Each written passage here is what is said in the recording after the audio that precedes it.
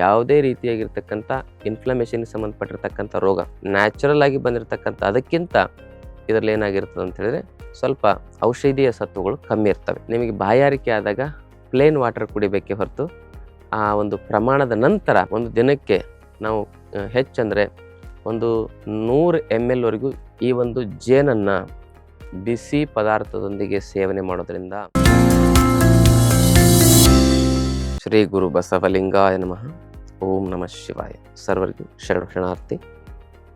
ಆದ್ಮೇಲೆ ಇವತ್ತಿನ ಸಂಚಿಕೆಯಲ್ಲಿ ಬಹಳ ಜನ ಬೆಳಗ್ಗೆ ಜೇನುತುಪ್ಪ ಮತ್ತು ನಿಂಬೆಹಣ್ಣಿನ ರಸ ಬಿಸಿನೀರು ಸೇವನೆ ಮಾಡ್ತಾ ಇರ್ತಾರೆ. ಇದೆಷ್ಟು ಒಳ್ಳೆಯದು ಮತ್ತು ಇದರಿಂದ ಏನು ಸಮಸ್ಯೆಗಳಾಗ್ತವೆ, ಇದರ ಬಗ್ಗೆ ಏನು ತಪ್ಪು ತಿಳುವಳಿಕೆ ಇದೆ ಅನ್ನೋದನ್ನ ತಿಳ್ಕೊಳ್ಳೋಣ. ಜೇನುತುಪ್ಪ ಮತ್ತು ನಿಂಬೆ ರಸದ ಸೇವನೆಯನ್ನ ನ್ಯಾಚುರೋಪತಿ ಚಿಕಿತ್ಸೆಯಲ್ಲಿ ಬಹಳ ವಿಶೇಷವಾಗಿ ಉಲ್ಲೇಖವನ್ನು ಮಾಡಲಾಗಿದೆ. ಅದರ ಕುರಿತಾಗಿ ಏನು ಬೆನಿಫಿಟ್ಸ್ ಇದೆ ಅಂತ ಹೇಳ್ತೇನೆ.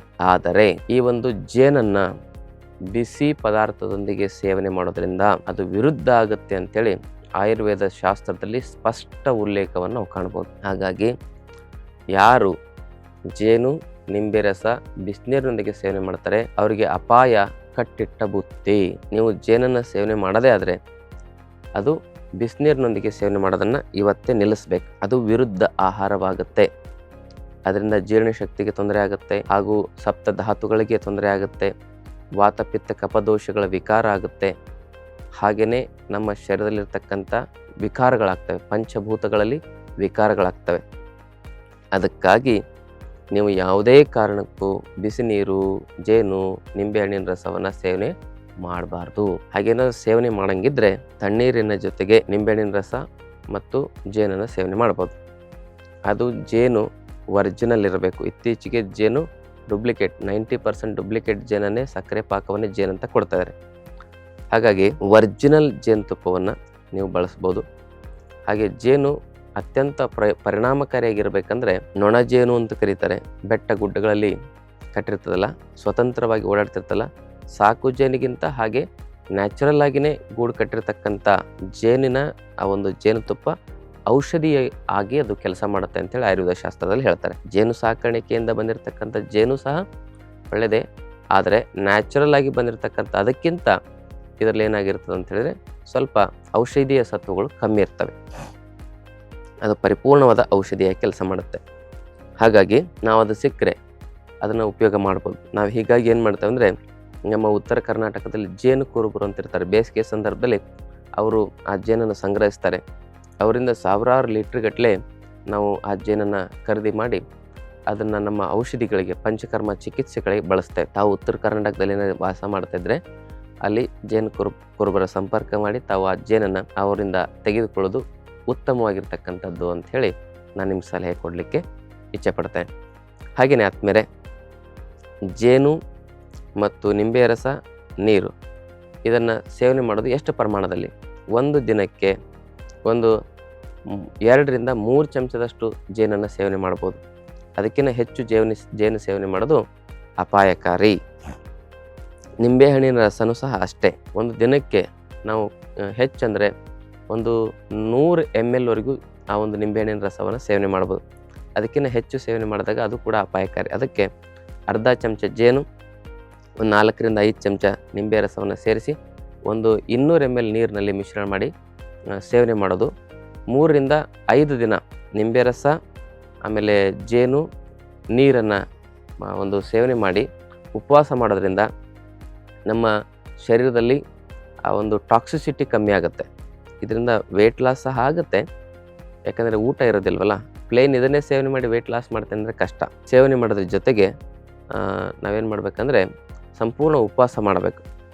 ಆಹಾರದ ಜೊತೆಗೆ ನಾವು ಡೈಲಿ ರೂಟೀನಲ್ಲಿ ಇದನ್ನು ಸೇವನೆ ಮಾಡಿದಾಗ ವೆಯ್ಟ್ ಲಾಸ್ ಆಗೋದಿಲ್ಲ. ಹೀಗೆ ಇದನ್ನು 5 ದಿನಗಳ ಕಾಲ ನಿಂಬೆ ರಸ, ಜೇನು ಮತ್ತು ನೀರು ಸೇವನೆ ಮಾಡೋದ್ರಿಂದ ನಮ್ಮ ಶರೀರದಲ್ಲಿ ಟಾಕ್ಸಿನ್ ಏನಾಗ್ತದೆ, ಸಂಪೂರ್ಣವಾಗಿ ಶುದ್ಧಿಯಾಗುತ್ತೆ. ಟಾಕ್ಸಿನ್ ಸಂಪೂರ್ಣ ಹೊರಗೆ ಹೋಗುತ್ತೆ. ಟಾಕ್ಸಿಸಿಟಿಯಿಂದನೇ ಹಾರ್ಟ್ ಬ್ಲಾಕೇಜ್ ಆಗೋದು, ಕಿಡ್ನಿ ಸ್ಟೋನ್ ಆಗೋದು, ವೆರಿಕೋಸ್ ವೇನ್ ಆಗೋದು, ಹಾಗೆ ಬ್ರೈನ್ ಹೆಮರೇಜ್ ಆಗೋದು, ಚರ್ಮದ ಕಾಯಿಲೆಗಳು ಬರೋದು, ಆಮೇಲೆ ಫಂಗಲ್ ಇನ್ಫೆಕ್ಷನ್ಗಳಾಗೋದು, ಇವೆಲ್ಲ ಮುಖ್ಯವಾಗಿ ಈ ಟಾಕ್ಸಿಸಿಟಿಯಿಂದನೇ. ಕಣ್ಣಿನ ನರನಾಡಿಗಳಲ್ಲಿ ಬ್ಲಾಕೇಜ್ ಆಗೋದು, ಆಮೇಲೆ ವೆರಿಕೋಸಿಲ್ ಆಗೋದು, ಹೈಡ್ರೋಸಿಲ್ ಆಗೋದು, ಯಾವುದೇ ರೀತಿಯಾಗಿರ್ತಕ್ಕಂಥ ಇನ್ಫ್ಲಮೇಷನ್ಗೆ ಸಂಬಂಧಪಟ್ಟಿರ್ತಕ್ಕಂಥ ರೋಗ, ಸುಮಾರು 100ಕ್ಕೂ ಹೆಚ್ಚು ರೋಗಗಳು ಆಸ್ಟಿಯೋಆರ್ಥರೈಟಿಸ್ ಆಗಿರ್ಬೋದು, ರೊಮಟಾಯ್ಡ್ ಆರ್ಥರೈಟಿಸಿನ ಒಂದು ಇನ್ಫ್ಲಮೇಷನ್ ಆಗಿರ್ಬೋದು, ಇವೆಲ್ಲವುಗಳನ್ನು ತಡಿಲಿಕ್ಕೆ, ಉರಿ ಊತವನ್ನು ತಡಿಲಿಕ್ಕೆ ಈ 5 ದಿನದ ಉಪವಾಸ ನಿಮಗೆ ಉಪಯೋಗ ಆಗುತ್ತೆ. ವರ್ಷಕ್ಕೆ 1 ಅಥವಾ 2 ಬಾರಿ ಈ ರೀತಿ ನೀವು ಮಾಡಿ ನಿಮ್ಮ ದೇಹ ಶುದ್ಧವಾಗುತ್ತೆ.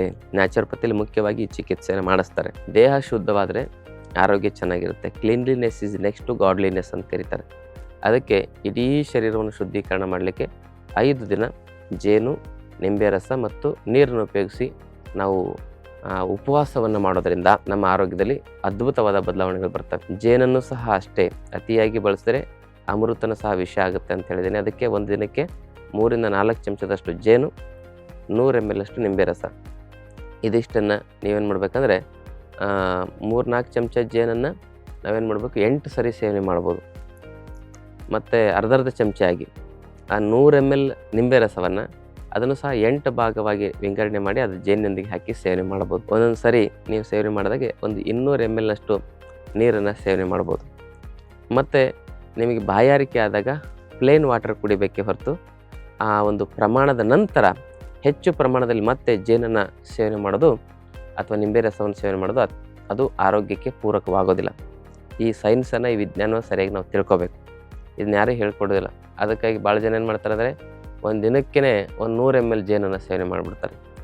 ಅದು ತುಂಬ ಡೇಂಜರಸ್. ನಿಂಬೆ ರಸವನ್ನು ಎಷ್ಟು ಬೇಕಷ್ಟು ಸೇವನೆ ಮಾಡ್ತಾರೆ. ಅದಕ್ಕಾಗಿ ನಮ್ಮ ಆಯುರ್ವೇದ ಏನು ಹೇಳ್ತದೆ, ಸಮತೋಲನ ಕಾಯ್ದುಕೊಳ್ತಕ್ಕಂಥ ವಿಚಾರವನ್ನು ಹೇಳ್ತದೆ. ಸಮದೋಷ ಸಮಾಗ್ನಿಶ್ಯ ಸಮಧಾತು ಮಲಕ್ರಿಯ ಪ್ರಸನ್ನಾತ್ಮೇಂದ್ರಿಯ ಮನ ಸ್ವಸ್ಥೆ ಇತ್ಯ ವಿಧೇಯತೆ ಅಂತ ಆಯುರ್ವೇದ ಶ್ಲೋಕ. ಆಹಾರದಲ್ಲೂ ಕೂಡ ಅಷ್ಟೇ ಸಮತೋಲನ. ಹೆಚ್ಚು ಸೇವನೆ ಮಾಡಿದರೂ ತೊಂದರೆ, ಕಮ್ಮಿ ಸೇವನೆ ಮಾಡಿದರೂ ತೊಂದರೆ. ಅದಕ್ಕೆ balancing food, balancing life style, balancing food style ಇದು ಬಹಳ ಮುಖ್ಯವಾಗಿರ್ತಕ್ಕಂಥ ಆರೋಗ್ಯದ ಸೂತ್ರ ಅಂಥೇಳಿ ನಿಮಗೆ ತಿಳಿಸ್ತಾ, ಈ ಮಾಹಿತಿ ಇಷ್ಟವಾದಲ್ಲಿ ತಮ್ಮ ಬಂಧು ಮಿತ್ರರಿಗೆ ಶೇರ್ ಮಾಡ್ಕೊಳ್ಳಿ ವಿಚಾರವನ್ನು. ಚಾನಲ್ನ ಸಬ್ಸ್ಕ್ರೈಬ್ ಮಾಡಿಲ್ಲ ಅಂದರೆ ದಯವಿಟ್ಟು ಚಾನಲ್ ಸಬ್ಸ್ಕ್ರೈಬ್ ಮಾಡ್ಕೊಳ್ಳಿ.